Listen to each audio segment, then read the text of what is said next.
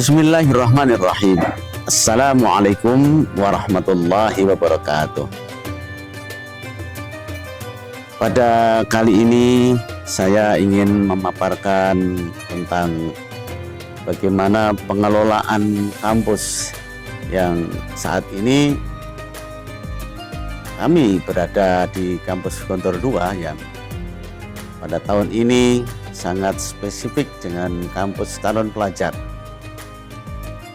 Nah, sebagai unsur-unsur kampus yang harus ada dan harus hidup, itu tentu saja di sana ada lembaga, ada kiai, santri, ada pendidikan, ada juga unsur dari kehidupan, juga masjid, di mana semuanya itu harus hidup. Maka diperlukan sebuah bangunan tata kehidupan yang nantinya akan membangun, mengkonstruk, membentuk para santri, ya, para santri, sehingga idealnya santri keluar dari Gontor itu memiliki satu bangunan yang terstruktur dan teratur. Nah, oleh karena itu, di dalam tata kehidupan pondok yang sangat dinamis dan total ini, perlunya kita benar-benar bisa membentuk, ya, santri ini dengan bangunan-bangunan tata kehidupan yang nantinya akan mengkonstruk cara berpikir dia, sikap dia, dan muamalah dia. Oleh karena itu kita mencoba, ya, di calon pelajar tahun ini di 2024, ya, 1446 2024 di Gontor Kampus 2 ini kita membangun dengan 3 tahapan. Kita tahu bahwa manusia itu, atau anak tepatnya, itu adalah lahir dari orang tuanya. Nah, kullu mauludin yuladu 'alal fitrah. Maka yang harus dibangun dulu adalah fitrahnya, hatinya, kemudian muamalahnya, dan juga pikiran ataupun akal. Maka untuk bangunan yang paling tinggi di Gontor 2 ini adalah bagaimana membangun akhlak. Karena akhlak ini akan menjadi satu tema terpenting dalam sebuah bangunan seseorang untuk kemudian nanti diletakkan di atasnya itu apapun. Kalau dia orang kaya, punya banyak harta, tapi kemudian dia berakhlakul karimah, maka hartanya akan menjadi harta yang benar, harta yang bermanfaat. Kalau dia berilmu dan dia berakhlak, maka ilmunya juga akan menyentuh kepentingan banyak orang. Kalau dia itu menjadi pejabat, jadi seseorang yang punya kedudukan, maka jabatan dan kedudukannya dengan akhlak yang mulia, maka dia akan menjadi orang yang bisa memberikan satu sentuhan kebermaknaan dia dalam hidup.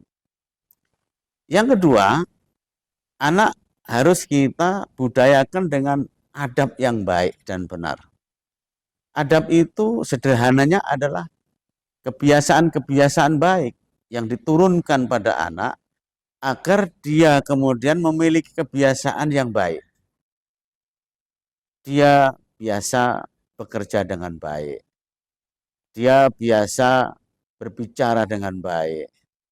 Dia kemudian memiliki kebiasaan dalam menyelesaikan tanggung jawabnya. Biasa kemudian seseorang itu menghadapi kenyataan-kenyataan yang tidak diharapkan.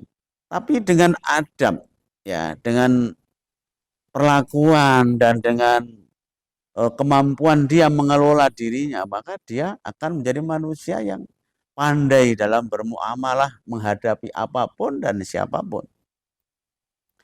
adab di sini lebih tepat ya perilaku yang baik, kebiasaan yang bernilai. Sehingga anak yang beradab itu berarti anak yang meletakkan segala pikiran dan tindakannya berdasarkan hati yang benar, kemudian dia akan menjadi manusia yang tepat dalam meletakkan semua persoalannya baik untuk dirinya dan untuk orang lain. Jadi orang beradab itu adalah orang yang berakhlak, orang yang memiliki satu kebermanfaatan dalam hidup, dia bermuamalah, ber, bermeta apa namanya itu, dia bermuamalah itu ya berkonsolidasi, berkomunikasi dalam sebuah kehidupan, semuanya dengan adab dan kebiasaan yang baik. Kemudian yang ketiga, akhlak sudah, adab sudah, yang ketiga kemudian akal. Akal ini lebih tepatnya adalah mendidik anak untuk berpengetahuan. Ya, berpengetahuan itu berilmu, karena ilmu itu akan menenangkan dia. Ilmu akan membuat dia bijak. Dengan akhlak yang baik, dengan adab yang benar, dengan ilmu yang tinggi, maka dia akan menjelma menjadi manusia yang bermakna, bijak, dan kemudian nanti dia akan bermanfaat untuk orang banyak, sebagaimana yang diajarkan, khairun nasi ahsanuhum khuluqan wa anfa'uhum linnas. Nah, itulah al-waladu ibnu abihi, anak orang tua yang akan menurunkan akhlak, adab, dan membangun akalnya. Kemudian saat anak ini kemudian bergaul dengan orang lain, maka di situ akan melahirkan lingkungan. Lingkungan itu adalah kumpulan orang-orang, kumpulan masyarakat yang nantinya dia akan bergaul bersama di situ. Pondok Modern Gontor adalah milieu yang sengaja diciptakan untuk membentuk dan membangun, supaya milieu ini bisa mewarnai anak, milieu ini bisa membangun anak, supaya milieu ini kemudian bisa membuat anak bisa melakukan kegiatannya dengan aktif, produktif, dan tentu saja dia akan dengan kawan-kawannya, dengan sahabatnya bisa melakukan pekerjaan, kebersamaan, dan ini semuanya perlu diciptakan lingkungan yang benar dan baik. Maka selain bangunan akhlak, adab, akal, untuk membuat anak-anak ada di kampus ini menjadi anak-anak yang sejahtera, anak yang disiplin, anak yang aktif, dia juga melakukan kegiatan-kegiatan dan memberi produktivitas yang tinggi pada hidupnya, maka adanya penciptaan lingkungan yang baik ini menjadi satu dasar yang baik untuk menciptakan anak-anak yang sejahtera, anak-anak yang berdisiplin, anak-anak yang produktif, aktif.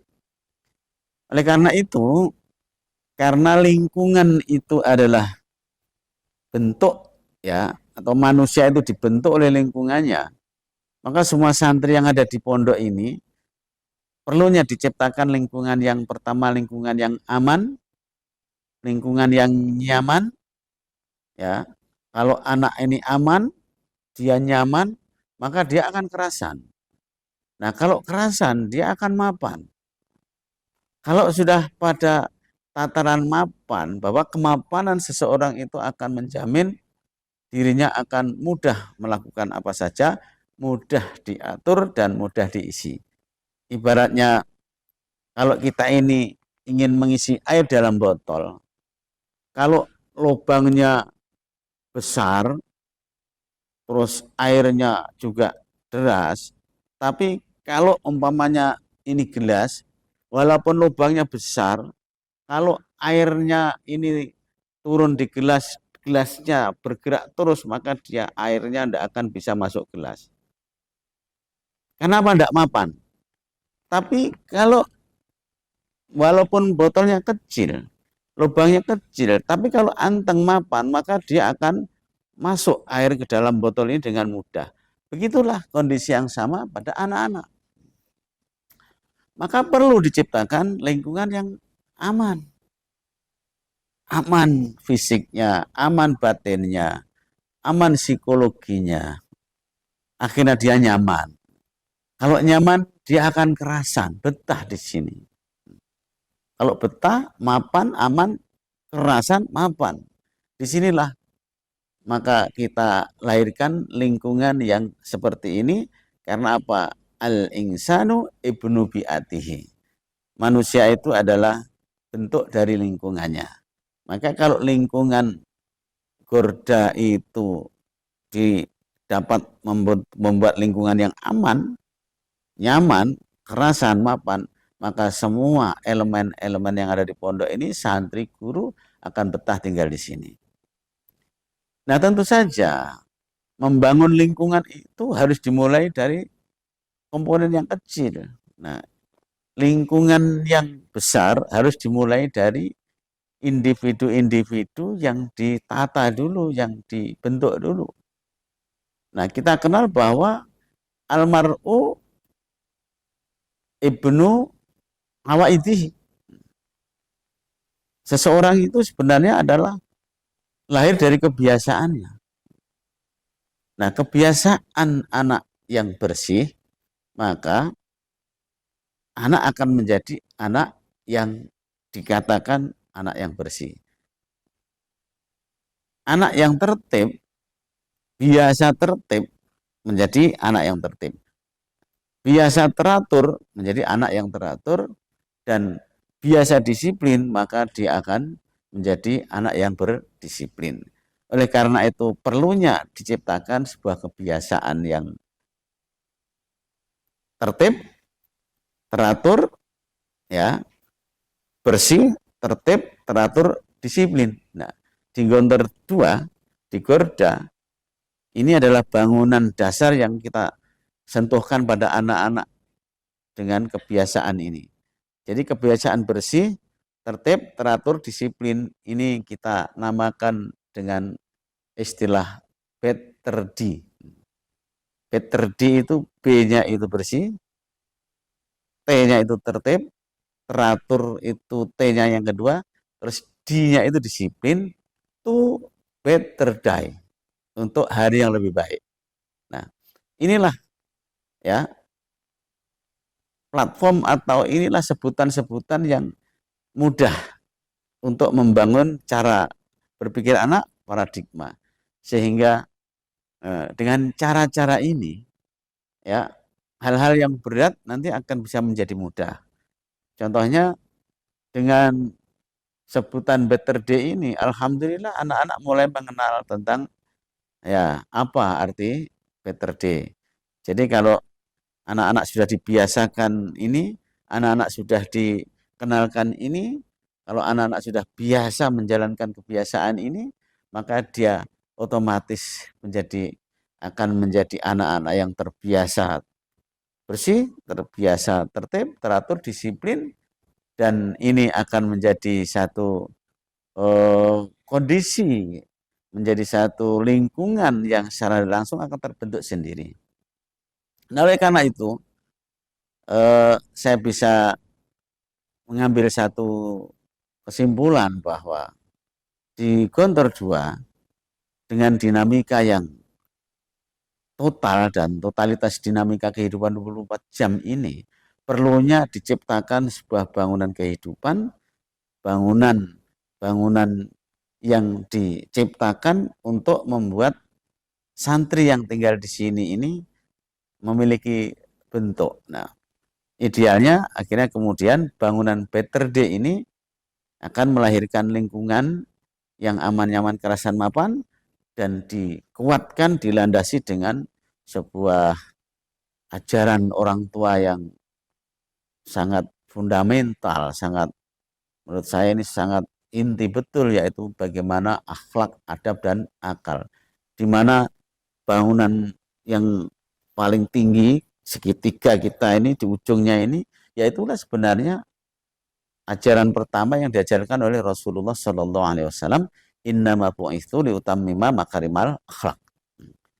Nah, dengan demikian kita yakin bahwa seandainya atau idealnya kalau anak ini sudah berakhlak, anak beradab, anak berakal, lingkungannya aman, nyaman, kerasan, mapan, dan kebiasaannya bersih, tertib, teratur, dan disiplin, otomatis akan menciptakan kampus, membangun kampus yang tata kehidupannya seperti itu. Nah, inilah barangkali usaha-usaha yang kita bangun di sini untuk nantinya dapat melahirkan satu kampus yang ideal, kampus yang bisa melahirkan santri-santri yang memiliki perilaku, memiliki karakter, dan memiliki etos kerja yang baik dan bermanfaat. Kesimpulannya, Gontor ini adalah totalitas dinamika kehidupan 24 jam penuh, didasari oleh jiwa dan filsafat hidup yang tinggi, dibina oleh para instruktur, musyrif, pembimbing yang berpengalaman, diatur dengan sistem yang sudah terbukti dan keberhasilannya, kemudian ditata, diatur dengan disiplin yang kuat, ya, dan diisi dengan kegiatan yang bermacam-macam, maka akan melahirkan seseorang yang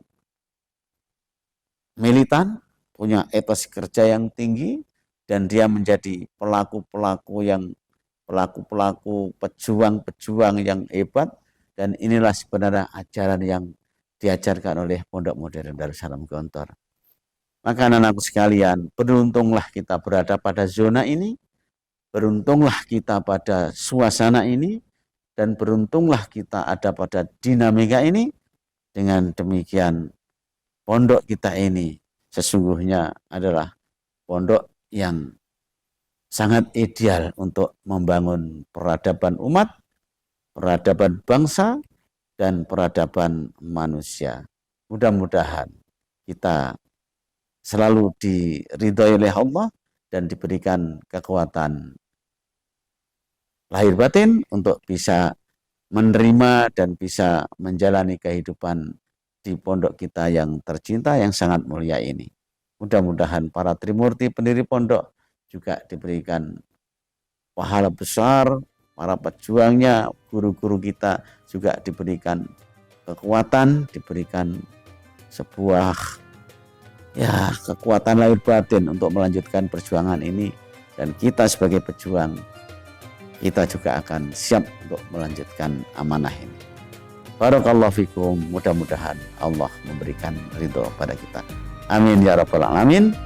Assalamualaikum warahmatullahi wabarakatuh.